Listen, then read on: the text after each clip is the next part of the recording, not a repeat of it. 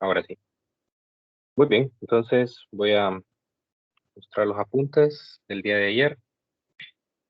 A ver, bien, las principales ecuaciones a las que llegamos el día de ayer, pues la primera fue la relación de la presión con la rapidez de movimiento de las moléculas que componen a la muestra de un gas.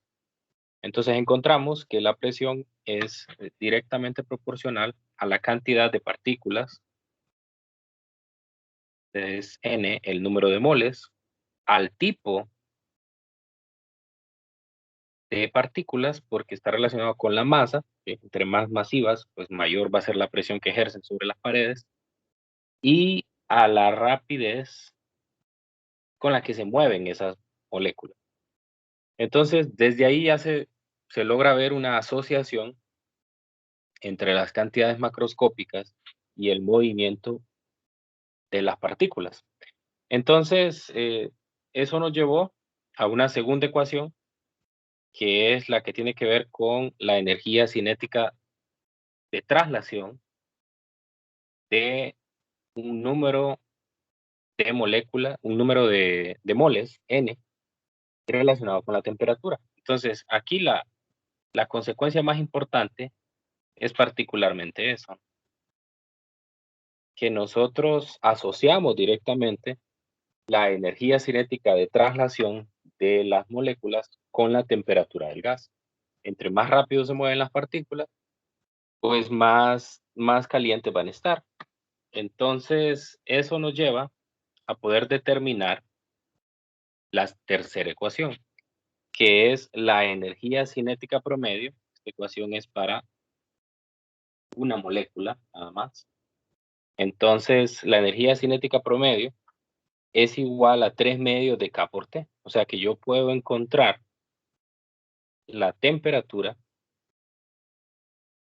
determinando la energía cinética promedio de cada átomo o de cada molécula que compone a la muestra del gas. Vimos que esto estaba relacionado con el principio de equipartición de energía, donde cada grado de libertad iba a aportar un medio de K por T a la energía cinética de toda la muestra del gas, o de toda la molécula. Entonces ahí no hay ninguna dirección favorecida, entonces por lo tanto aparecen las tres. La partícula en general va a tener un movimiento en las tres dimensiones. Y la última ecuación a la que llegamos es la ecuación de la rapidez media cuadrática. La rapidez media cuadrática, pues es una cantidad representativa de la rapidez de de la muestra del gas o de las moléculas. Esa cantidad viene a asemejarse a lo que se conoce como la rapidez promedio, que sería la suma de las rapideces de todas las moléculas dividida entre el número de moléculas. Pero eso no es posible en una muestra de gas, ya que nosotros no somos capaces de tomar cada una de las moléculas y medirles su velocidad, sino que lo que somos capaces es de medir variables macroscópicas como la temperatura, y ya vimos que la temperatura está relacionada directamente con la energía cinética de traslación. Bueno, entonces la energía cinética de traslación, nosotros le sacamos la raíz cuadrada, porque esto es la raíz cuadrada de b cuadrado medio. Si recuerdan, b cuadrado medio viene expresado aquí en la ecuación del principio de equipartición de energía. Entonces, si yo conozco los grados de libertad para los cuales está restringida a moverse una molécula, entonces puedo saber cuál es la temperatura y por ende cuál va a ser la energía cinética que va a tener. Muy bien. Entonces, la idea del día de hoy es que nosotros resolvamos algunos problemas para poner en práctica estos conceptos. El primer problema es del libro de Sears, después vamos a hacer uno del Resnick, y este me dice que un recipiente con un volumen de 1.48 litros está inicialmente vacío. Entonces se llena con 0.226 gramos de nitrógeno. Nos dan la masa y nos dan el tipo de gas que está en el contenedor. Supongamos que la presión del gas es lo suficientemente baja como para que obedezca la ley de los gases ideales con un alto grado de exactitud. Es decir, puedo utilizar todas las ecuaciones que he mencionado anteriormente. Si la rapidez eficaz de las moléculas es de 182 metros por segundo, ¿cuál es la presión del gas? Entonces voy a iniciar el problema sacando los datos. En este caso, como datos, tengo el volumen del recipiente, pero recordemos que el gas ocupa todo el volumen del recipiente, entonces ese es el mismo volumen del gas y es 1.48 litros. Va a ser necesario que nosotros hagamos la conversión de este volumen, ya van a ver más adelante por qué. Entonces vamos a pasarlo de una vez a metros cúbicos. Recordamos que en un metro cúbico hay 1000 litros, entonces solo es necesario que dividamos este 1.48 entre 1000 para poder obtener su equivalente en metros cúbicos. Luego tengo la masa total de la muestra. La masa total de la muestra es de 0.226 gramos, o sea, 0.226 por 10 a la menos 3 kilogramos. Y yo sé que esto es nitrógeno N2. Y para el nitrógeno N2, la masa molar es de 2 por 14 gramos por mol. O sea, es de 28 gramos por mol. Es una molécula del tipo diatómico. Entonces eso implica que yo tengo que multiplicar la masa molar de uno de los átomos por 2. O sea, es un tipo de molécula que se encuentra en forma de parejas, unidas, ¿no? Dos, no solamente uno. Entonces ahí tengo un dato que me lo dan de forma indirecta en el problema. Y el último dato es la rapidez eficaz, que es de 182. RMS es de 182 metros por segundo. Ok, entonces ya teniendo esto, pues voy a seleccionar las ecuaciones que me permiten encontrar la presión. Entonces, la presión yo la puedo determinar a partir de la ecuación de estado de los gases ideales. P por B igual a nRT. Despejo de aquí y la presión pues me va a quedar nRT dividido entre el volumen. Ahora, aquí hay algunas cosas que yo no conozco. Por ejemplo, yo no conozco el número de moles. No lo conozco. Tampoco conozco la temperatura. Pero sí conozco el volumen. Entonces quiere decir que necesito dos ecuaciones alternativas para poder determinar el número de moles y la temperatura. Entonces, en ese sentido, la otra ecuación que voy a usar es la de el número de mol. Los moles, recuerdan que se determinan haciendo el cociente entre la masa de la muestra del gas dividido entre la masa molar del gas, ¿no? Entonces, en este caso sería los 0.226 gramos de nitrógeno dividido entre los 28 gramos por mol para encontrar el número de moles.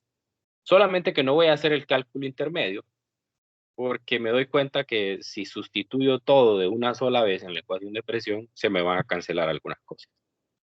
Y la tercera ecuación que voy a necesitar es de la rapidez eficaz. Pues yo sé que la rapidez eficaz es la raíz de, vamos a usar la segunda versión, que es 3RT dividido entre m.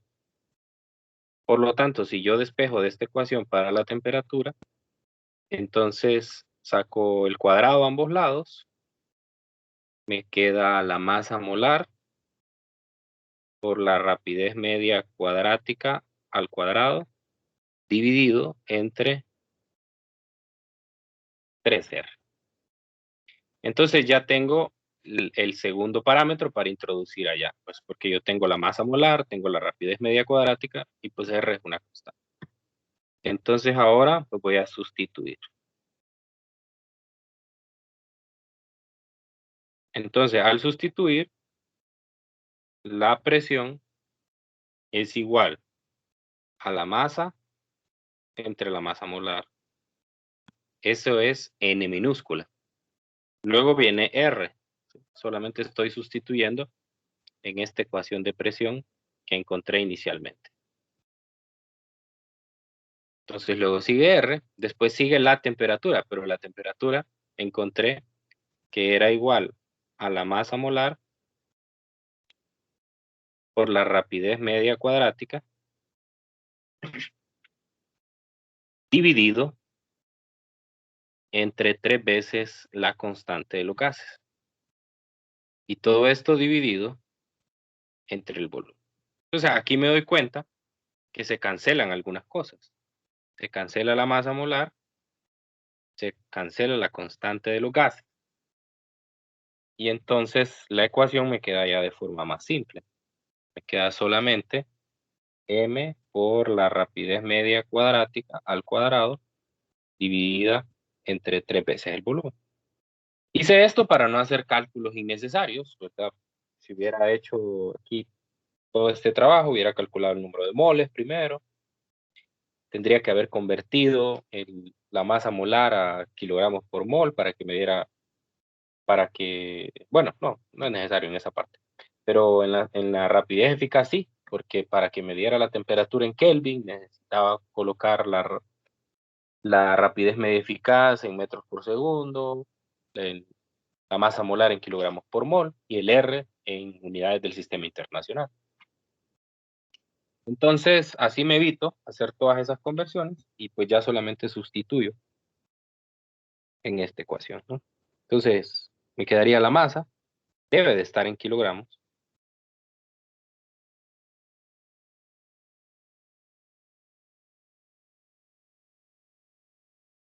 Luego la rapidez media eficaz, que es 182 metros por segundo al cuadrado.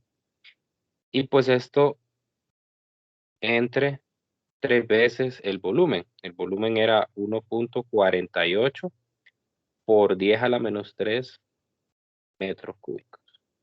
Pues ahí tengo una correcta cancelación de unidades. Si yo reviso el análisis dimensional, entonces en el numerador me va a quedar newtons, que son kilogramos por metro sobre segundo cuadrado, multiplicado por metro, y abajo me va a quedar metro cúbico. De manera que esto me queda newtons por metro o entre metro cuadrado, eso es pascal. Entonces estamos bien con las unidades. ¿Cuánto da este cálculo de la presión?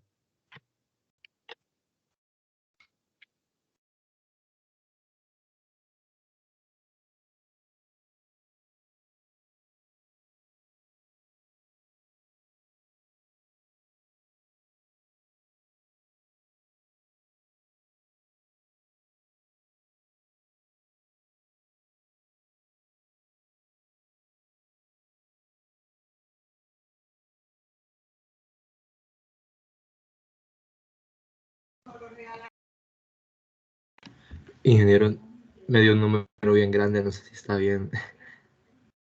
¿Qué tan Me grande? dio 3 millones y algo. No, Creo que lo hice hay, mal. Sí. hay algún error.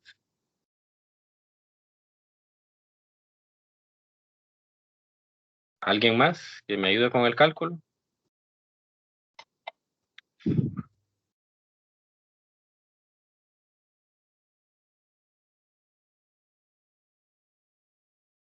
Mil seiscientos ochenta y seis punto cero cuatro. ¿De qué? Gracias. 1686.04 pascales. Bien. Entonces, de eso se trata el problema. Si se fijan, combinamos las ecuaciones de estado del gas ideal, ¿verdad? La que tiene que ver PV igual a nRT, el número de moles, con las ecuaciones que vienen de la teoría cinética de los gases, que es la rapidez media cuadrática, ¿no? Entonces, pues de eso se trata, ¿no? No es algo tan complicado, ustedes tienen que pues, manejar de cierta manera, saber diferenciar algunas cosas, pero en general no es tan difícil estos ejercicios. Bien, no sé si hay alguna pregunta antes de pasar a un segundo problema.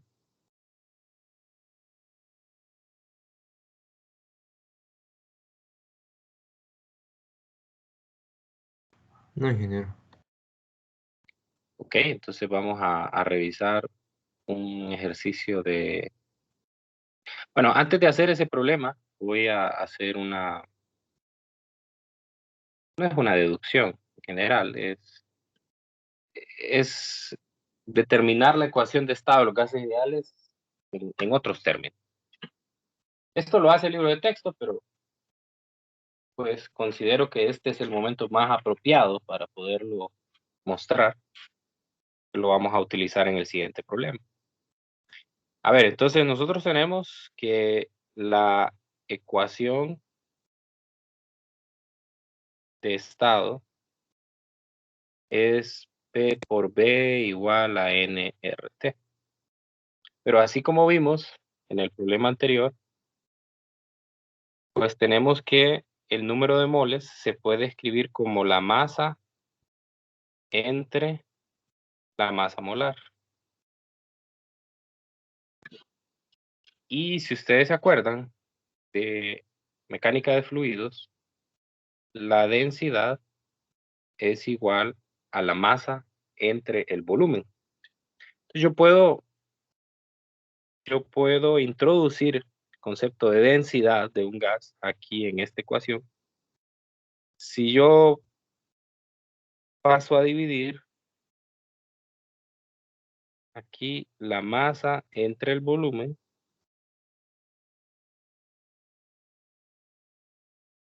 entonces esto me quedaría la densidad multiplicada por RT sobre M.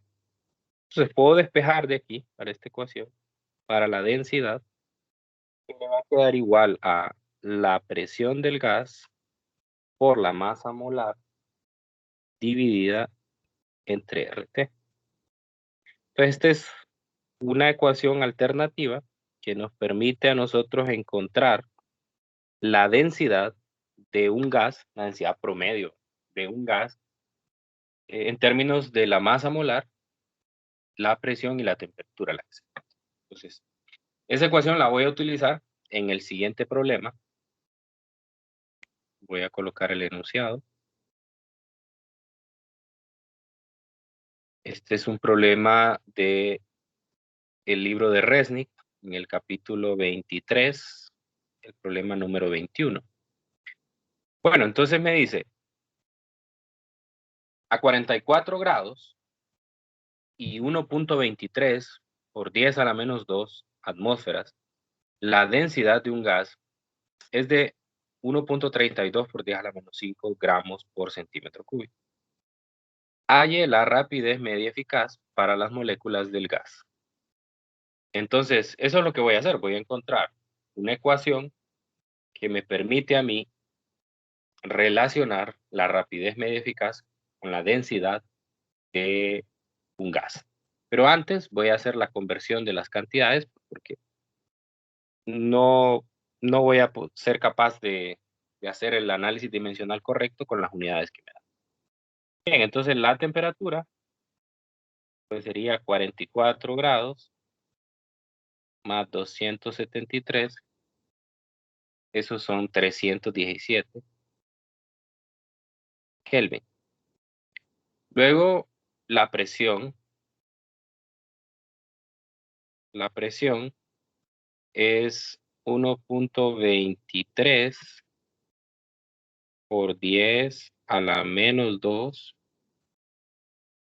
atmósferas. Entonces lo multiplicamos por un factor de conversión. sabemos que en una atmósfera hay 1.013 por 10 a la 5 pascales. Entonces, a ver si me ayudan con ese cálculo. ¿Cuánto daría la presión en pascales?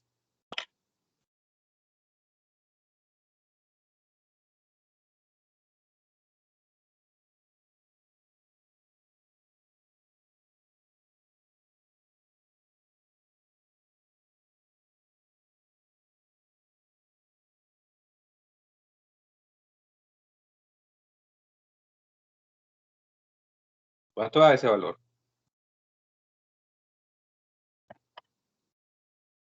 Vamos, tienen que estar pendientes con su calculadora.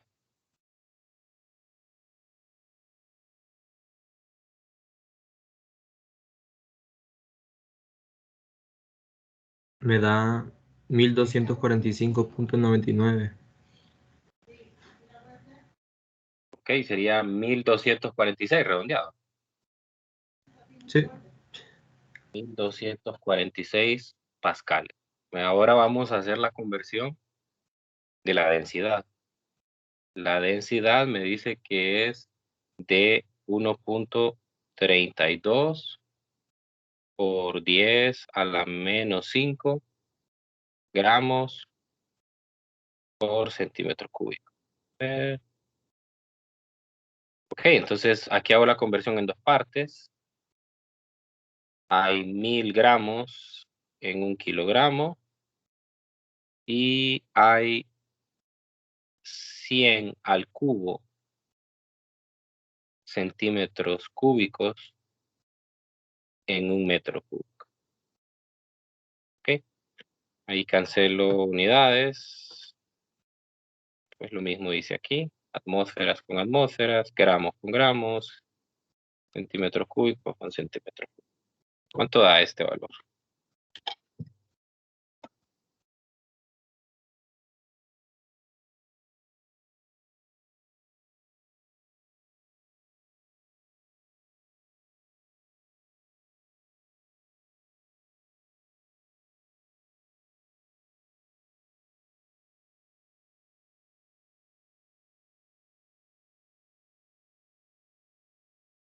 Cero punto cero ciento treinta y dos.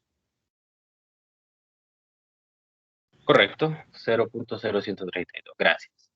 0.0132 kilogramos por metro cúbico.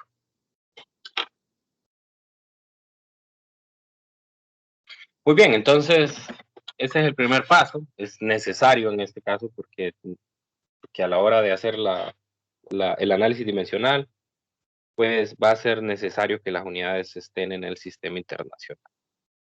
Bueno, entonces ahora voy a hacer la deducción de la ecuación.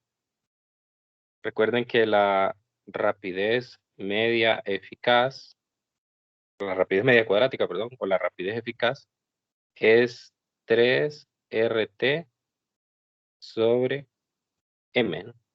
Entonces lo que voy a hacer es que ese cociente de 3R, no, sin el 3, de RT entre M mayúscula, lo voy a sacar de la ecuación de densidad. Entonces recuerden, la densidad, voy a escribirlo aquí de nuevo, la densidad es igual a la presión por la masa molar entre RT. Entonces, si se fijan, aquí también me aparece ese cociente, solo que es el recíproco.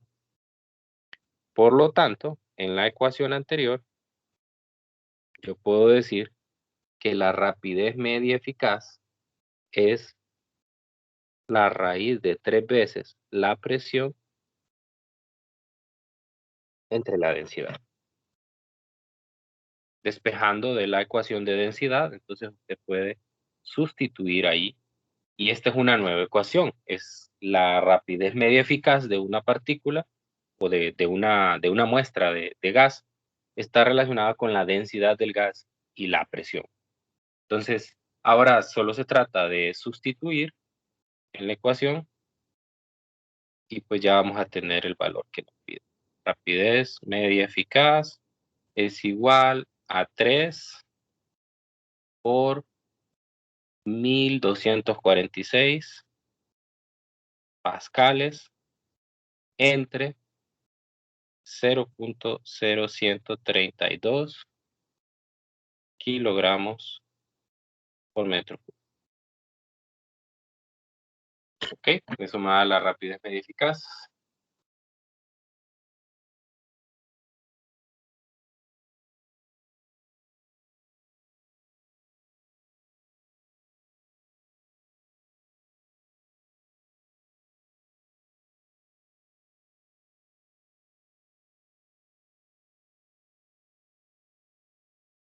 $532.15. Correcto, 532.15.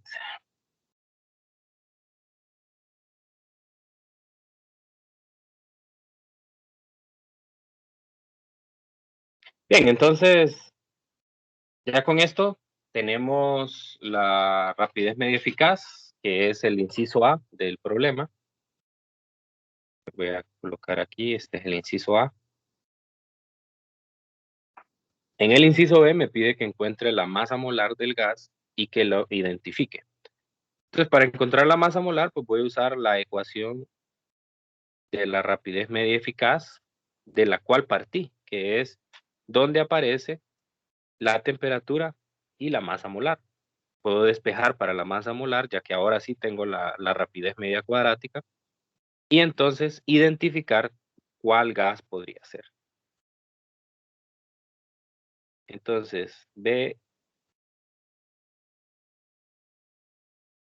BRMS es la raíz de 3RT sobre M. Por lo tanto, si despejo de esa ecuación, la masa molar me va a quedar 3RT sobre la rapidez media cuadrática al cuadrado. Entonces sustituyo los datos. La masa molar sería 3 por 8.314 joules mol Kelvin.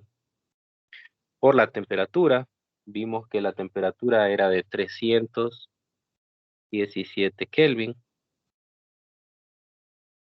Y la rapidez media cuadrática me dio 532.15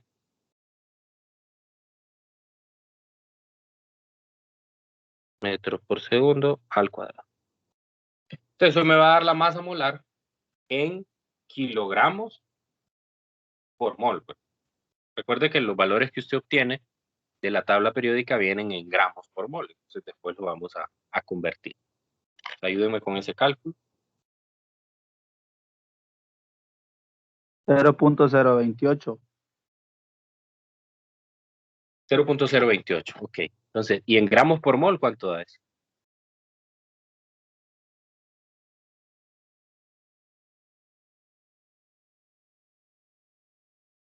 28, ¿no? Ok, entonces ahora lo que me pide es que lo identifique. Entonces, de las moléculas con las que hemos estado trabajando, ¿cuál creen que sería? De hecho, en el problema anterior vimos una que tiene esa masa molar. ¿Cuál era?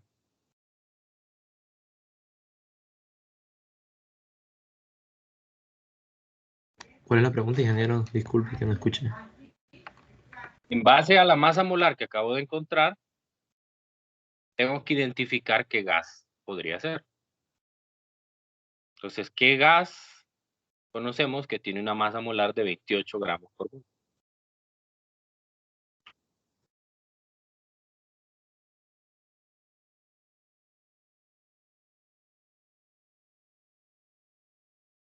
Lo acabamos de ver, el problema anterior. ¿Si están poniendo atención o solo están conectados por estar conectados?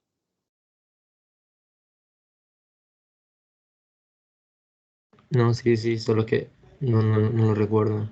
En mi caso no lo recuerdo. ¿Y los demás? Solo uno habla aquí.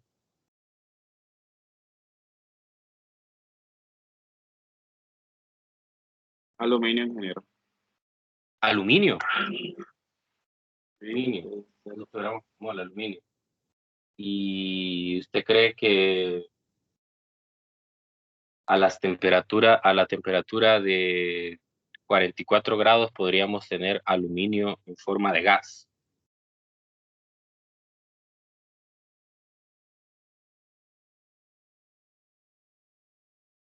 No, ¿verdad? No parece muy práctico tener aluminio en forma de gas a 44 grados. 44 grados el aluminio sigue siendo sólido.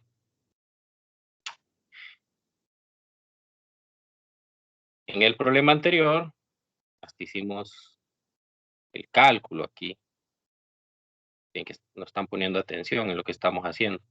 El nitrógeno diatómico tiene una masa molar de 28 gramos por mol, que es la que acabamos de encontrar. Tienen que estar atentos. Yo no es que los quiera pasar regañando, pero a veces sí parece que hay como apatía por la clase. Parece que algunos solo están conectados por, por estar nada más, pero no están poniendo atención. Y si quieren mejorar las notas del primer examen, tienen que ponerse más pilas, tienen que estar estudiando, tienen que estar más atentos en la clase. Entonces, pero hay una segunda posibilidad. Puede ser nitrógeno diatómico, o sea, dos átomos de nitrógeno. Recuerde que eso les estuve explicando en la clase de ayer.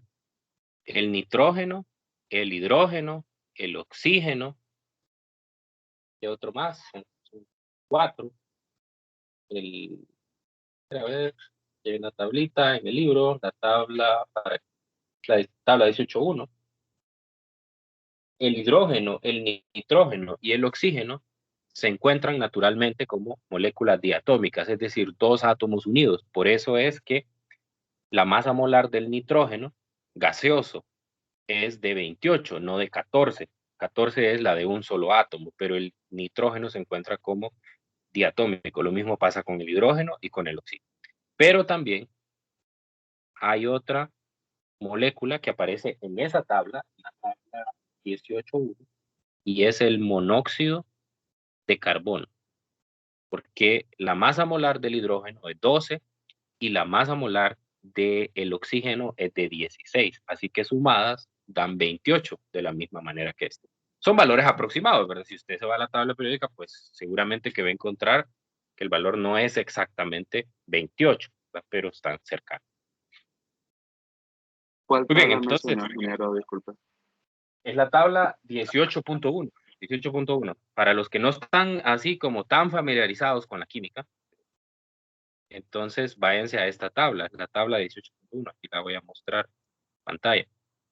Esta tabla, ahí están los gases que nosotros nos interesan. El helio, el argón, el hidrógeno, el nitrógeno, el oxígeno, el monóxido de carbono. Y en el capítulo anterior, para que no estén ahí con la tabla periódica a mano, en el capítulo anterior había una tabla, que era la tabla donde aparecían los calores específicos. Y está, calores específicos. Bueno, creo que no aparecen los de los gases, ¿no? Entonces, solo aparece ahí aluminio, berilio. No, no, ninguno de esos nos sirve. Ninguno de esos que aparece en la tabla 17.3. Entonces, lo que ustedes hagan allí es anotar esa tablita. Si quieren, yo aquí mismo voy a copiar esa tabla y le voy a poner la masa molar de cada uno. Aunque es un cálculo muy, muy sencillo de hacer, pero bueno, para que ustedes lo sepan identificar en los problemas. Bueno, voy a copiar los poliatómicos solamente porque aparecen ahí en la tabla, pero realmente no trabajamos con ellos.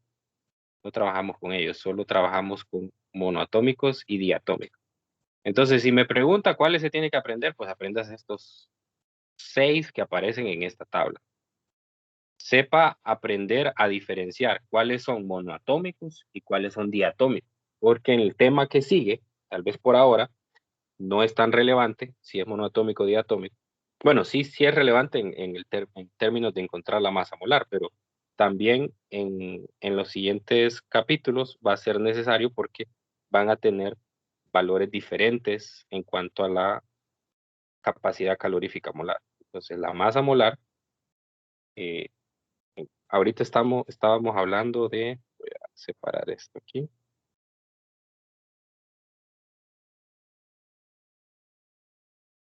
Entonces, la masa molar del hidrógeno, pues es de 2. La voy a poner aquí en gramos por mol.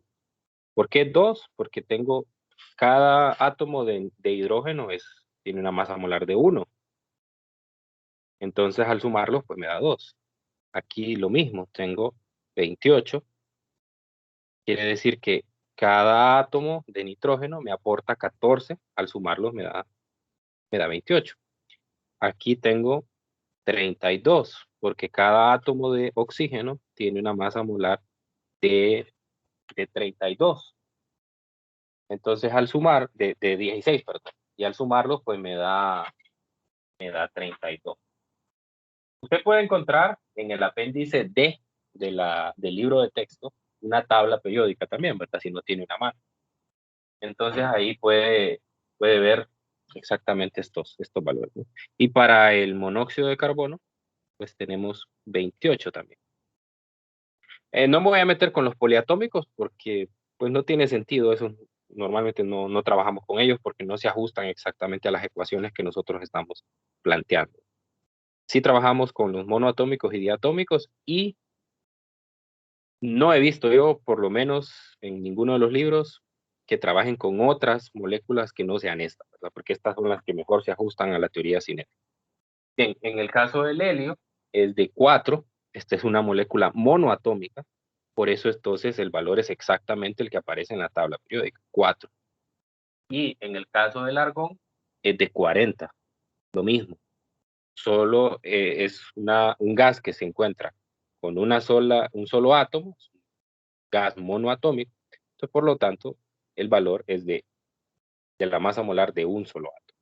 En el caso de los diatómicos, las multiplico por 2 o, bueno, no es multiplicar por 2, es en realidad sumar las masas molares de cada átomo. Entonces, con esas trabajamos y así logramos identificar. Entonces, como ven en el problema, yo logré identificar aquí el 28 y aquí el 28. Por eso es que yo digo que al identificar, eso puede ser nitrógeno diatómico o monóxido de carbono. Ok, entonces ahí está el problema. No sé si tienen alguna pregunta relacionada con este segundo ejercicio.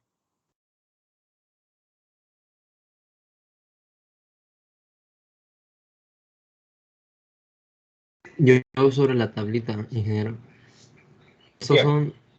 son valores aproximados o cuando de ese número es que es ese gas? No, son valores aproximados. Es decir, si usted se va a la tabla periódica, por ejemplo, va a ver que la masa molar del hidrógeno no es 1 exactamente, sino que es 1.008. ¿Sí? Pero, pues, para propósitos prácticos, nosotros vamos a usar los valores enteros, no vamos a usar los valores decimales. ¿Sí? Lo mismo pasaría con el nitrógeno, ¿verdad? No es exactamente 28, porque la masa molar de cada átomo es 14.007, entonces daría un poco más de 28. Y no es necesario que también después de resolver un ejercicio una respuesta pongamos puede ser tal gas. No. Eso solamente es para este problema, porque ahí lo dice, el inciso B. Ahí es la masa molar del gas e identifica. Eso es porque ya es un objetivo de aprendizaje del problema. O sea, que usted va a encontrar una masa molar de un gas conocido. Podría haber caso de alguna en el cual pues, se haya inventado el gas y la masa molar pues no dé ninguna de esas. Y pues bueno, también se vale, ¿verdad? Sí. Pero muchas veces nos refieren a la molécula o andamos buscando la masa molar. Pues, si nos refieren a la molécula, por ejemplo, en el primer problema, nos van a decir N2, H2, nos van a decir O2, nos van a decir que es helio, nos van a decir que es argón, o sea, sin problema. se puede saber cuál es. Ah, ok, ya sé. Muy bien, entonces, a ver, para cerrar la clase de hoy, vamos a hablar de ese concepto que habíamos introducido antes, que era la capacidad calorífica molar. Ese concepto lo introdujimos de una manera muy breve en el capítulo 17.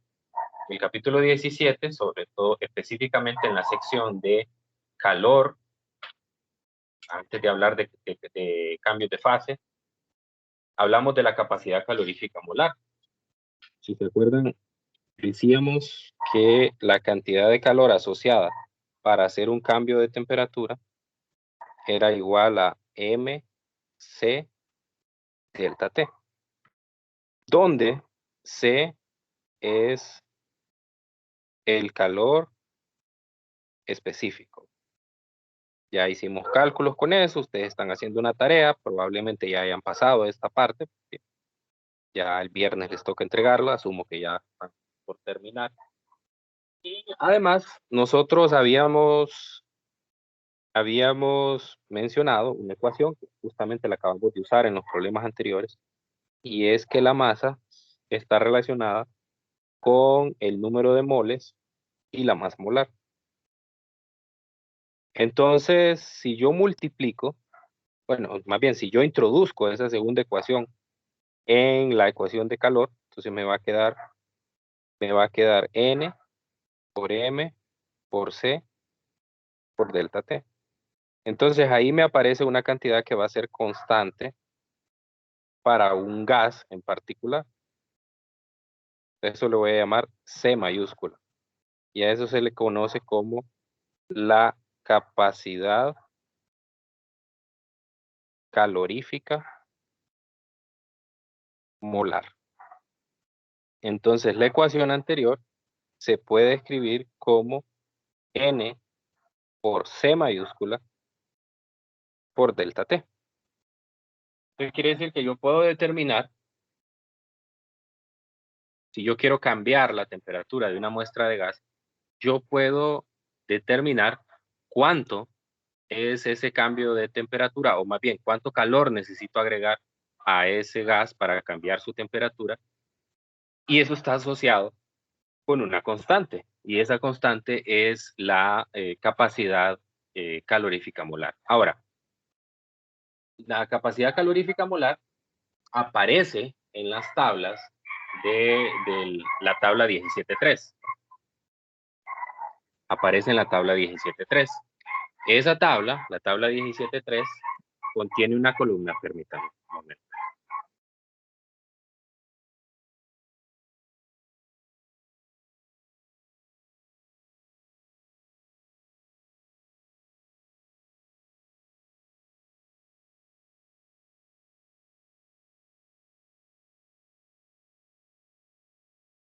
Entonces, esa tabla, la tabla 17.3, contiene una tercera columna, que es la columna de la capacidad calorífica molar. Pero recuerde que nosotros estas cantidades, por eso es que ahí justamente no aparece la masa molar de los gases, solamente aparece la capacidad calorífica molar y la masa molar de sólidos, sólidos y líquidos, porque aparece por ahí el hielo, aparece el agua, aparece la plata. Entonces, esa tabla no nos interesa porque nosotros estamos trabajando con gases, ¿sí? Entonces, si nosotros trabajamos con gases, lo que pasa con los gases es que dependiendo del tipo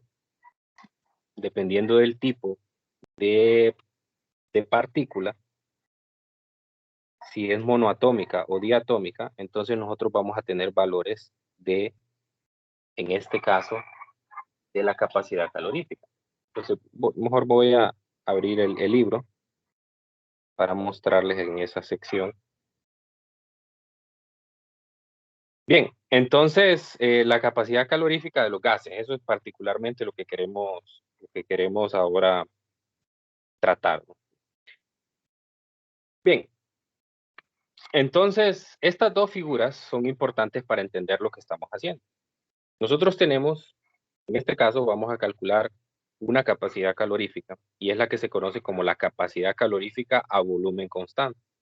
Entonces, para eso, lo que yo voy a hacer es que voy a restringir las paredes del contenedor, o sea, voy a hacer que las paredes sean rígidas, de manera que el volumen no cambie, el volumen sea el mismo, constante.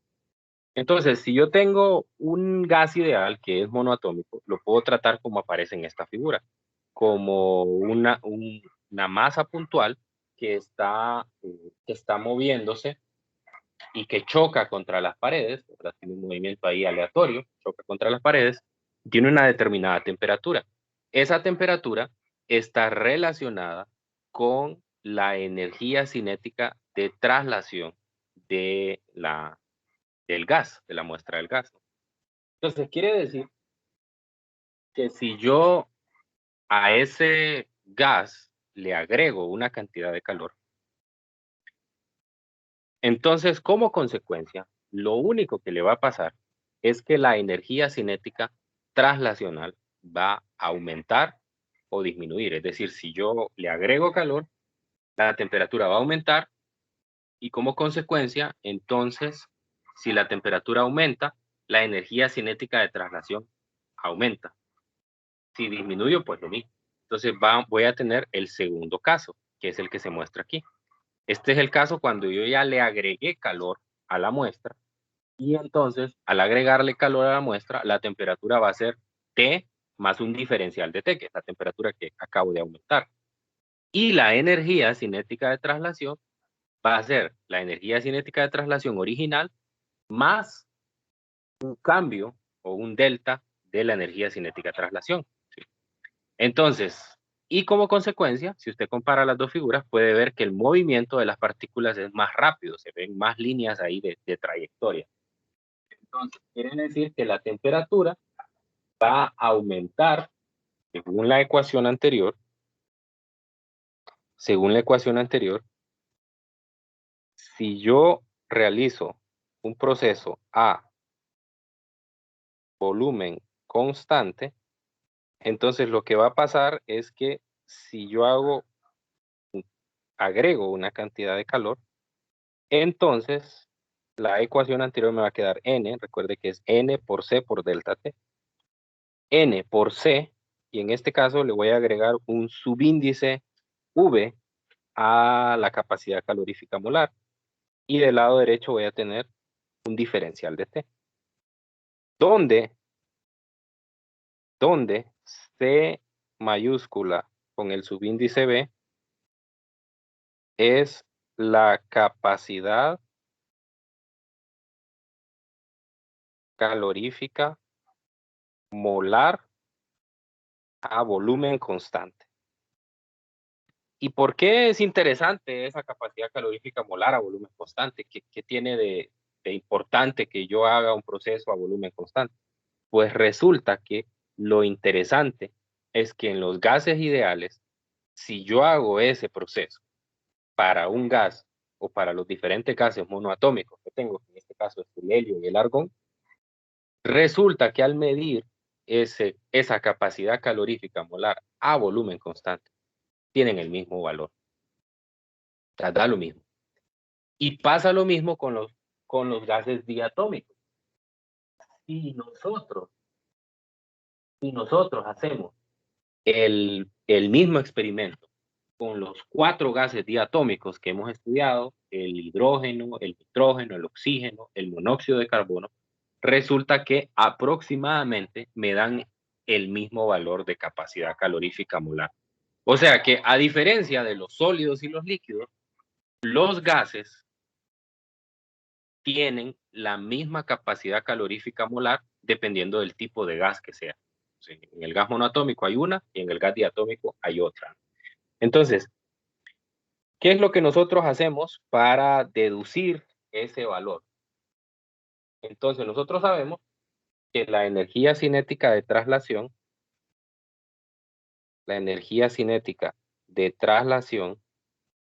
es igual a 3 medios de nRT. Eso lo vimos con la teoría cinética de los gases en la clase de ayer. 3 medios de nRT. Entonces, si yo provoco en ese gas una diferencia de temperatura tal que la puedo representar como delta T, entonces, como consecuencia, voy a tener un cambio en la energía traslacional, energía cinética traslacional, y lo único que va a cambiar, N se mantiene constante, es el mismo número de moles, R es una constante, y a mí aquí me va a quedar un diferencial de T. Pero como ya dije antes, si yo agrego calor al gas, entonces el diferencial de Q va a ser igual al diferencial de K traslacional. O sea, quiere decir que aumentar o agregar calor a un sistema aumenta directamente la energía cinética de traslación de las moléculas. Entonces, para ahí se va esa energía. La energía que yo agrego la consumen las partículas moviéndose más rápido, ¿no? Entonces, si yo igualo esas dos ecuaciones, entonces lo que me va a quedar es N por CB por delta T, y de este lado me va a quedar 3 medios de N por R por delta T. Entonces aquí se me cancela tanto el N como el delta T. Y entonces obtengo el CB, que es constante, es 3 medios de R. Entonces, para los gases que son monoatómicos,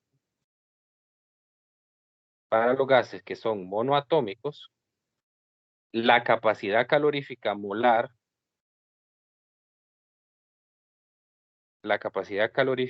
a volumen constante es la misma.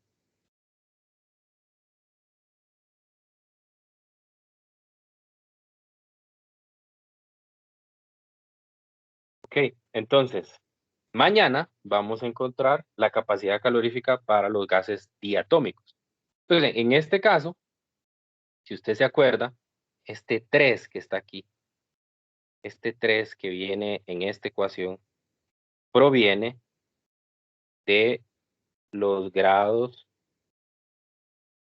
de libertad. O sea, es una partícula puntual que se puede mover tanto en X, en Y, como en Z. Entonces tiene 3 grados de libertad translacional. Entonces, lo que vamos a encontrar en el caso diatómico es que hay más grados de libertad. Y de hecho, hay 2 grados de libertad asociados extra, ¿no? Entonces, pero eso lo vamos a ver mañana. Ya el día de hoy terminamos la clase. Entonces, la consecuencia de lo que acabamos de estudiar es que para el helio, para el argón, para el argón, el CB es igual. Entonces, la tabla 18.1 contiene esos valores. Entonces, fíjese que en caso, concéntrese nada más en el helio y el argón. Vea que el valor de CB es el mismo, 12.47, que es lo mismo de multiplicar 3 medios por R.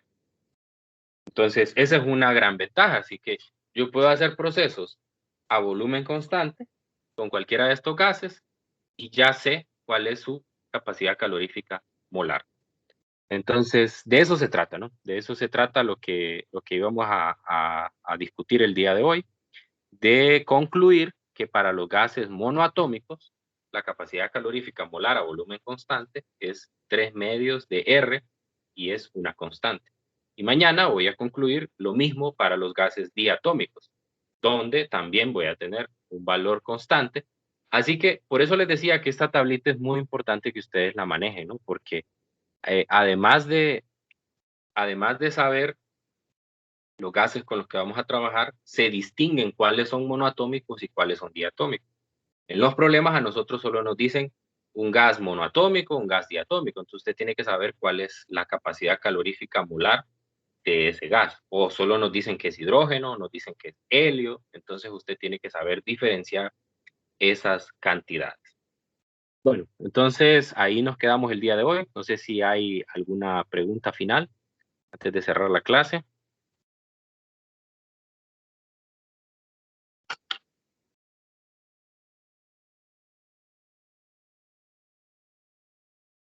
Bueno, Entonces, ahí lo dejamos hoy. Nos encontramos el día de mañana. Cuídense mucho, que tengan un feliz día. Feliz tarde, Feliz día, ingeniero.